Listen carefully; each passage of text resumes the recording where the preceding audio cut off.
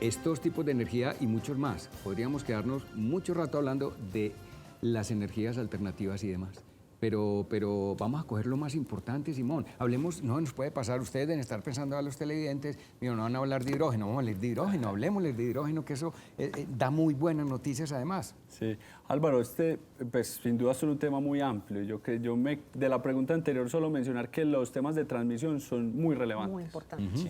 Sí, y hay una frase que todos los televidentes se las quiero compartir, es: sin transmisión no hay transición. Uno puede hacer los esfuerzos que quiera, pedir 75.000 megavatios para conectarse. Si no hay redes de transmisión, no podemos hacer esa transición energética. Y entre otras cosas, de acuerdo a lo que hemos visto en el programa, estamos atrasados en los proyectos. Hay 16 proyectos en el país que aquí los hemos mencionado. Cuando vino el exministro Amílcar, hablamos en la costa, que es precisamente un polo bastante importante, que tiene que desatrancarse, que tiene que permitir que la energía fluya del norte al centro del país, precisamente resolviendo todos esos problemas de la red. Pero hay también muchas innovaciones en términos de red, Simón. Pero vamos a hablar también de hidrógeno. Sí, claro. Sí, el tiempo está muy escaso, corto, pero muy corto. El tema de hidrógeno es muy apasionante. La primera distinción es: hidrógeno no es una fuente de generación de energía, es un vector energético. Sí. Es un vector, ¿por qué? Porque la producción de hidrógeno verde consume energía eléctrica y agua para sacar una molécula que es el hidrógeno. El hidrógeno tiene muchos usos, por eso se le llama un vector, porque es pasar de kilovatios hora eléctricos a una molécula que es el hidrógeno. El hidrógeno se puede quemar, como se quema el gas natural. Se puede almacenar y usar en un equipo que se llama una celda de combustible para mover un vehículo. Se puede convertir en otros químicos, por ejemplo el amoníaco, que es muy usado en la industria de fertilizantes. Entonces es un vector porque te puede llevar a otras industrias, por eso lo hace tan interesante. Lo que hemos visto, y en el mundo ahora pues se está hablando mucho de hidrógeno. Estados Unidos tiene un proyecto, pues un esquema gubernamental que se llama el IRA, que es para repartir subsidios para el hidrógeno, que es una locura. Cubren hasta el 60% de los costos de producción de hidrógeno. Europa algo similar. En Colombia lo hemos estudiado mucho, en diferentes frentes, en movilidad. ¿Cómo vamos ahí en Colombia? Entonces, quiero conectar ahí con movilidad, para hablar un poquito de movilidad eléctrica, que Sí. Yo sé que el tiempo es corto, pero en movilidad, la manera de descarbonizarlo, porque hoy tenemos la mayoría, el 99% son vehículos a combustión. Para descarbonizarlos, hoy la alternativa más eficiente es movilidad eléctrica, es decir, baterías en los vehículos. Movilidad con hidrógeno no Todavía dan los no números. es. Y la razón por qué es porque al final el vehículo de hidrógeno es un vehículo eléctrico, pero que almacena la energía en forma de hidrógeno. Esa es como la distinción. Mientras un vehículo eléctrico es 80% eficiente, quiere decir, el kilovatio hora que le entra de energía eléctrica le sale .8. Tiene un uso primario pues, de la energía. Casi que la usa muy plena. En movilidad con hidrógeno es por debajo entre el 40 y el 50. Y en combustión, para que se hagan una idea, que es el que todos hemos conocido, todos andamos, es menos del 30. Es decir, combustión es el más ineficiente, le sigue hidrógeno, pero movilidad eléctrica le va a ganar la Esa es parada. la que uno tanquea con agua.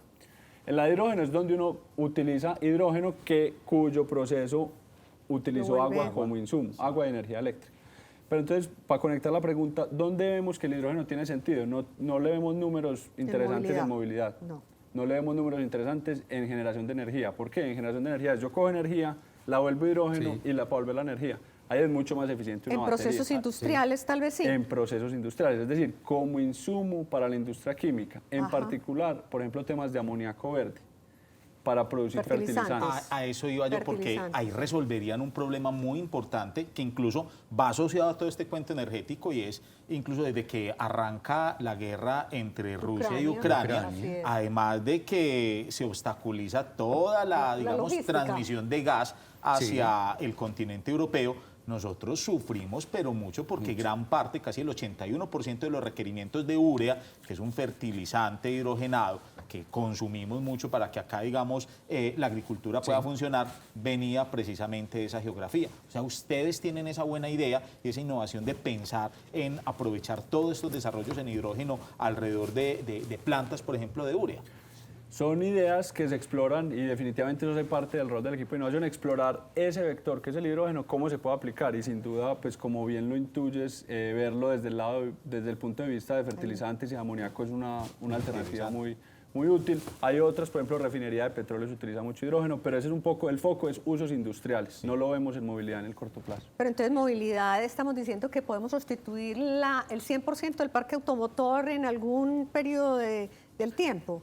Es decir, yo creo que sin duda, y la presión va a venir, curiosamente, no tanto de la demanda, sino de la oferta. O sea, los fabricantes de vehículos hoy dijeron, yo produzco vehículos de combustión hasta tal fecha. Ajá. Entonces, cuando uno sale al mercado y todo lo que hay es una oferta eléctrica, pues O sea que definitivamente tendremos sí. motores grandes, camiones, trenes. Es que es una locura, o sea, los números, pues, para que los televidentes, pues, aquí se hagan una idea, aquí yo saqué el dato antes de la reunión, aquí no lo veo, aquí dice, un kilómetro recorrido con un vehículo de combustión interna, asumiendo una eficiencia de 40 kilómetros por galón, cada kilómetro vale 375 pesos por kilómetro. Ajá. En un vehículo eléctrico, recorrer ese mismo kilómetro me vale 120 pesos, Un tercio. 70% menos que el vehículo de Un combustión. tercio. ¿Y qué hacemos con las baterías? Sí. Ese problema Las está baterías hoy resuelto. Las vamos a reutilizar, Sí. Me las las dejaste vamos a de reciclar. papayita. Sí.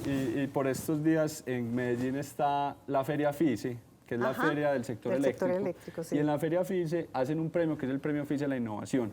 Ese premio, fuimos afortunados ganadores de ese premio en compañía de 2 startups. Una se llama Batex y otra se llama Deep Sea Developments.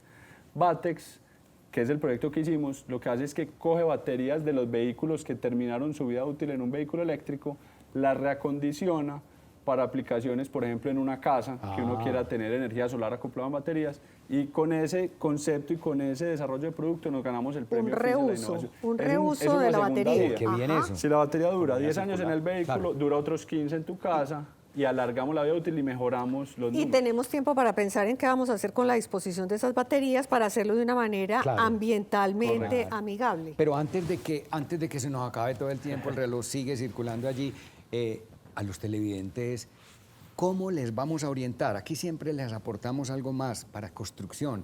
¿Qué le vamos a decir a los televidentes? Llámese una empresa pequeña, una microempresa, una mediana, una grande que no lo tenga. ¿Qué consejo le vamos a dar en innovación así bien práctico? ¿Cómo pueden ustedes arrancar en el tema de innovación? Perfecto, voy a tomarme el atrevimiento de dar 2 consejos. Uno en innovación, lo más importante es la confianza, es decir, confianza en los equipos y empoderar a sus equipos de que ejecuten esas iniciativas de innovación y que eso va a costar unos recursos. No quiere decir que uno pues, requiera grandes montos para probar, pero atreverse a experimentar y a empoderar a sus equipos a que hagan esos O experimentos. sea, no castigar el error, No castigar al el error, contrario. es decir, nosotros premiamos el error. El error es una fuente necesaria de aprendizaje. Claro. Y en todas las industrias de cualquier tamaño, eso es importante tratar de tener esa En nuestra filosofía. cultura no lo teníamos, es decir, todo lo que dieran los índices positivos, eso era lo que se medía.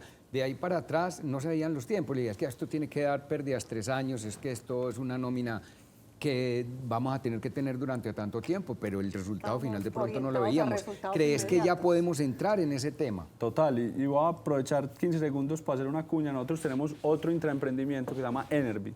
Enerbit es un sí. comercializador digital. Pueden entrar enerbit.co y es como va a decir, el Nequi de los bancos, Enerbit de la energía eléctrica.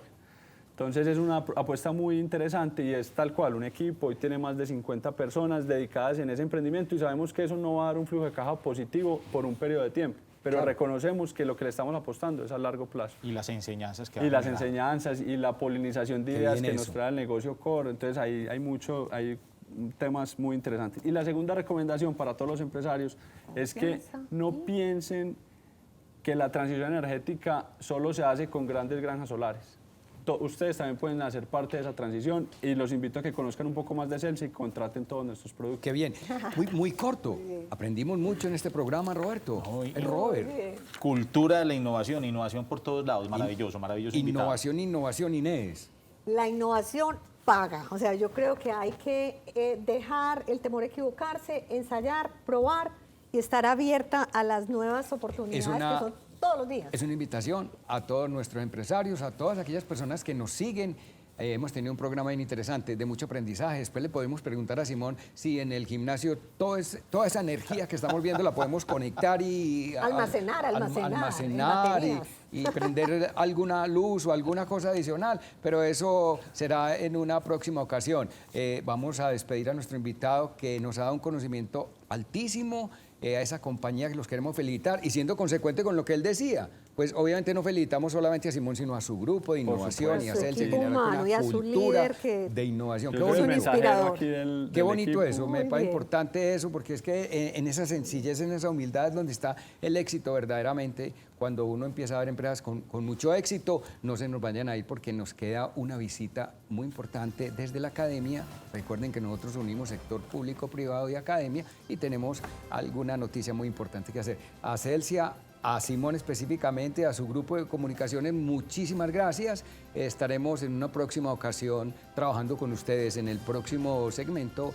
Ya vamos a regresar con una visita muy importante.